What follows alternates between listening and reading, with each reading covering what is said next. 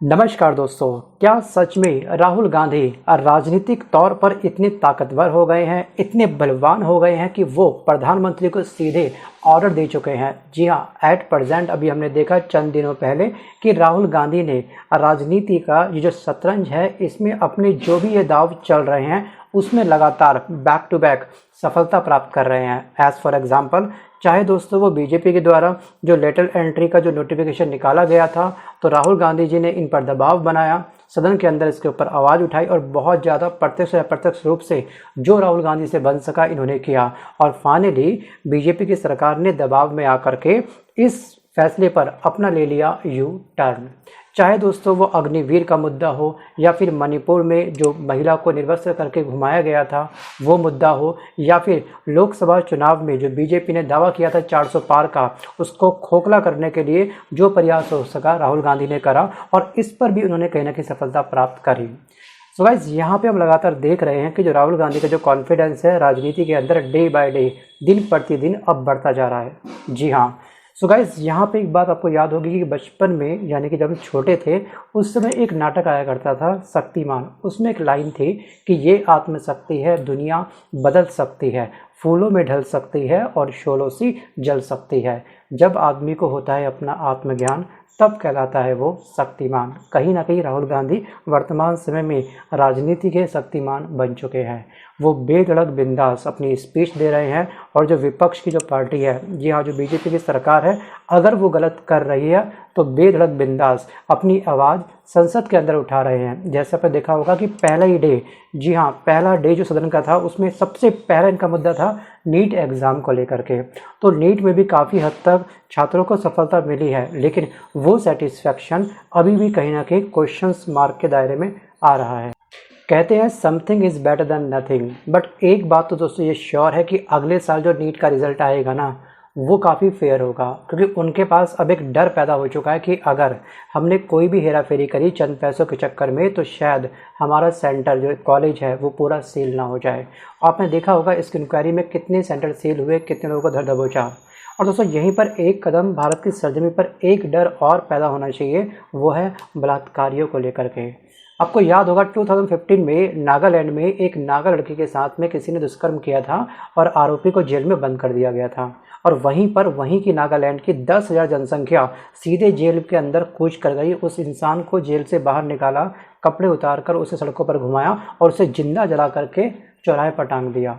और उसके बाद से आज तक नागालैंड में कोई भी बलात्कार की घटना दर्ज नहीं हुई है। तो यहाँ पर ये डर पैदा होना बहुत ज़रूरी है। और राजनीति के अंदर भी एक नया डर पैदा करने वाली पर्सनैलिटी खड़ी हो चुकी है, जिनको नाम दिया है हम सब ने राहुल गांधी। दोस्तों इनकी छवि खराब करने के लिए सोशल मीडिया प्लेटफॉर्म बहुत ही उतारू था। इनको एक संज्ञा दी गई थी, इनका एक उपनाम भी था, पप्पू के नाम से इनको जाना जाता था। और इस तरह से इनकी छवि खराब करनी चाहिए, लेकिन इन्होंने जो बाउंस बैक किया है ज़मीनी स्तर पर उतर के जो लोगों से बात कर रहे हैं, या फिर भारत जोड़ो यात्रा के बाद में जो इनकी पर्सनैलिटी निखर के आई है, भारत की जो चिंता है उन्होंने अच्छे से समझा है, उसके बाद आप देख रहे हो कि कहाँ से कहाँ इनका ग्रोथ रेट पहुँचा है। लोकसभा चुनाव में आपने देखा कि कितनी बुरी सीट आखिरकार बीजेपी ने प्राप्त करी है। 400 पार का नारा देने वाले भी 300 पार भी तरीके से नहीं कर पाए। Think about it. दोस्तों बड़े बूढ़ों ने खूब कहा है कि जो समय होता है ना वो बहुत बलवान होता है। समय के पास ना तो शब्द होते हैं, ना हाथ होते हैं, ना हथियार होता है, लेकिन जब समय समझाने पे आता है ना तो बहुत प्यार से, बहुत तरीके से इंसान को समझा देता है। तो इसलिए वर्तमान में जो चलने वाली सरकार है, बीजेपी सरकार को समझना होगा कि आखिरकार इंसानों की नीड क्या है। मैं मानता हूँ कि सबका परसेप्शन अलग अलग है। कुछ लोग बीजेपी को सपोर्ट करते होंगे, तो कुछ लोग कांग्रेस को, तो कुछ आम आदमी पार्टी को, क्योंकि सबकी नीड अपनी अपनी अलग है ना। मणिपुर में जो महिला को निर्वस्त्र करके घुमाया गया था उसके लिए उसका इंसाफ इम्पॉर्टेंट है। उसको नहीं मतलब कि नीट का एग्ज़ाम कैंसिल हुआ, आर का एग्ज़ाम लीक हुआ वगैरह वगैरह। उसको नहीं मतलब है किसानों की एमएसपी से, और किसानों को नहीं मतलब है नीट वाले एग्ज़ाम से। तो यहाँ पे हर इंसान का परसेप्शन अलग अलग होता है। तो मैं ये नहीं बोलता कि आप इस पार्टी को सपोर्ट करो या उस पार्टी को सपोर्ट करो। आप केवल नॉलेज अर्न करो, गेन करो और उस पर मंथन करके अपना खुद डिसाइड करो कि आपको आने वाले समय में किस पार्टी को वोट देना है और किस पार्टी को वोट नहीं देना है। आप बिल्कुल स्वतंत्र है और आपको होना भी चाहिए। सो गाइस, यहाँ पे हम देखते हैं कि एक समय पहले जब मोदी जी अपनी बीजेपी की बैठक में बैठते थे तो उन्होंने जो कह दिया तो हर पार्टी का जो मेंबर है उनकी बातों को बिल्कुल तरीके से मान लेता था। लेकिन इस समय अब बिल्कुल उल्टा हो चुका है। राहुल गांधी जी ने कहीं ना कहीं ठान लिया है कि जो गलत होगा उसको हम गलत बोलेंगे और उस गलत को बिल्कुल जड़ से निकाल करके बाहर फेंक देंगे। अभी हाल ही में आपको याद होगा कि इन्होंने एक स्पीच दी थी जम्मू कश्मीर में जाकर के, ठीक है, जो बदमाशी करेगा, ठीक है, हम उसको कहीं ना कहीं दरकिनार कर देंगे। तो ये कहीं ना कहीं अप्रत्यक्ष रूप से एक वार था बीजेपी सरकार के ऊपर, एक कटाक्ष था। दोस्तों, राहुल गांधी ने प्रयागराज में संविधान सम्मान सम्मेलन को संबोधित करते हुए ये कहा कि भारत के 90% मतलब कि 90% लोग ऐसे हैं जो हमारी जो बीजेपी सरकार है उनकी जो व्यवस्था है, जो उनके द्वारा जो कहने वाले जो लाभ हैं उस लाभ से बाहर बैठे हुए हैं। मतलब कि उन सबको वो लाभ नहीं मिल पा रहे हैं। अब ये लाभ किस तबके को मिल रहे हैं, मिल भी रहे हैं या फिर नहीं मिल पा रहे हैं, ज़मीनी हकीकत उससे कुछ और ही बयां करती है। वो अलग बात है कि अब आंकड़ों के अंदर पूरे विश्व के अंदर तीसरी सबसे बड़ी अर्थव्यवस्था बन चुके हैं। वो अलग बात है कि हम लोग आंकड़ों में, पेपर में हम विश्व गुरु बन चुके हैं। वो अलग बात है कि आंकड़ों में इस साल रोजगार का जो सृजन हुआ है वो बहुत ही अधिक हुआ है बीजेपी की सरकार के अंदर। वो अलग बात है कि इस समय हम लोग अपने अमृतकाल को एंजॉय कर रहे हैं।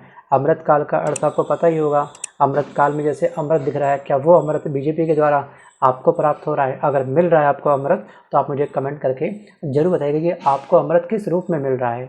जी हाँ, अपनी एजुकेशन को लेकर के आपको अमृत मिल रहा है, या फिर आपकी हेल्थ को लेकर के, या फिर आपकी एजुकेशन को लेकर के, जो भी आपका है अमृतकाल, एंजॉय करिए। Wish you all the best. वापस आते हैं टॉपिक पर। अब इन्होंने ये बोला राहुल गांधी ने कि हमारे भारत के अंदर जो स्किल है उसकी कोई कमी नहीं है, लोगों के अंदर ज्ञान भी बहुत भरपूर है, लेकिन उनकी पहुंच वहाँ तक पहुंच नहीं पा रहे हैं वो लोग। यही कारण है कि हमने जातिगत जनगणना की मांग उठाई है।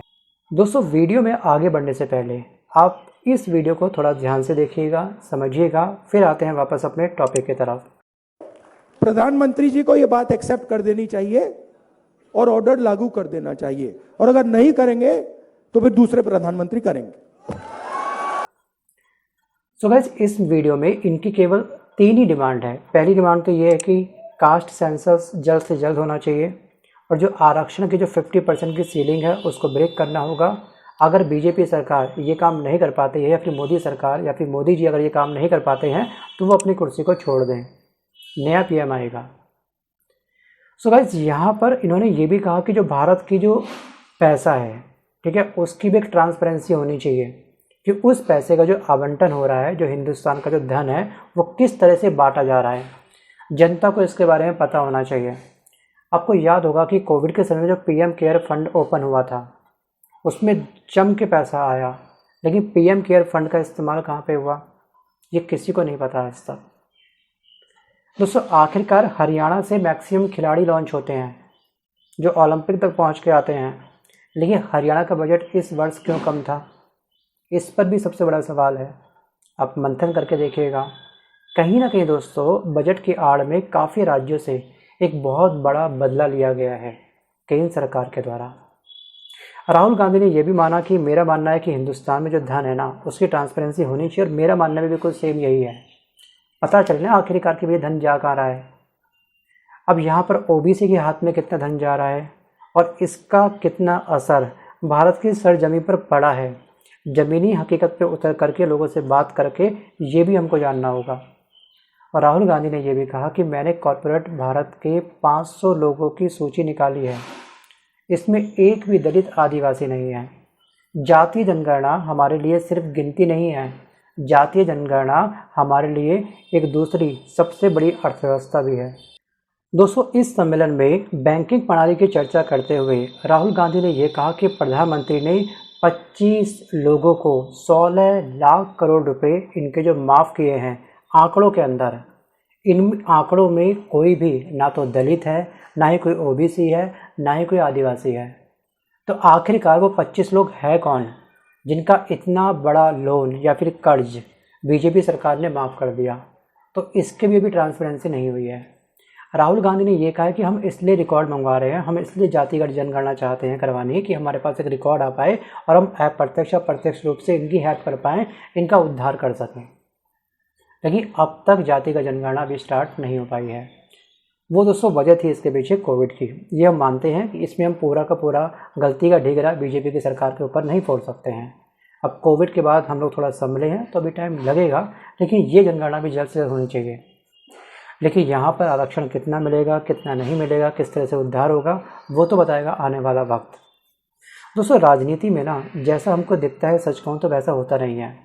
इसमें परत दर परत होती रहती है। जैसे आपका प्याज होता है, ओनियन होता है ना, हम प्याज का एक परत उतारेंगे, दूसरी परत तैयार, और एक टाइम के बाद में प्याज की परत क्या होती है, समाप्त हो जाती है। लेकिन राजनीति के जो चेहरे होते हैं उसमें इतनी परतें होती हैं कि उसको उतारते उतारते हम आम जनता का बुढ़ापा आ जाएगा, बाल सफ़ेद हो जाएंगे, फेस पे झुर्रियाँ आ जाएंगी, दांत टूट के नीचे गिर जाएंगे और आर्टिफिशियल दांत का हम सहारा लेंगे। लेकिन ये परतें कभी भी क्या होंगी, ख़त्म नहीं होंगी। दोस्तों बीजेपी सरकार के लिए ना राहुल गांधी तो एक टेंशन है ही, एक सबसे बड़ा टेंशन कार्ड है। लेकिन इसमें एक पर्सनालिटी और है जो सबसे बड़ा टेंशन कार्ड है। उस इंसान को बोला जाता है महा कन्फ्यूज इंसान, जिनको बोलते हैं हम लोग नीतीश कुमार। देखिए ये फ़ोटो, ये अभी दोस्तों बीजेपी की सरकार के अंदर हैं। क्या पता कुछ टाइम बाद ये इंडिया से गठबंधन को ज्वाइन कर लें या फिर राहुल गांधी की पार्टी को ज्वाइन कर लें। मुझे लगता है कि ये शायद हेड या टेल करके लेते हैं फैसला। बड़े कन्फ्यूज़ हैं, और जो महा कन्फ्यूज़ होता है ना, वो फिर 3 बार हेड टेल कर लेता है सहारा। बाकी आपकी राय क्या, आप मुझे कमेंट करके जरूर बताइएगा कि वास्तविक रूप से जो राहुल गांधी की जनगणना को लेकर के जो डिमांड है, और जो 50% जो आरक्षण का जो ये बाउंड्री है, जो उसकी सीलिंग है, इसको ब्रेक करने की डिमांड है, वो सही है या फिर गलत, ये फैसला मैं छोड़ता हूँ आपके ऊपर।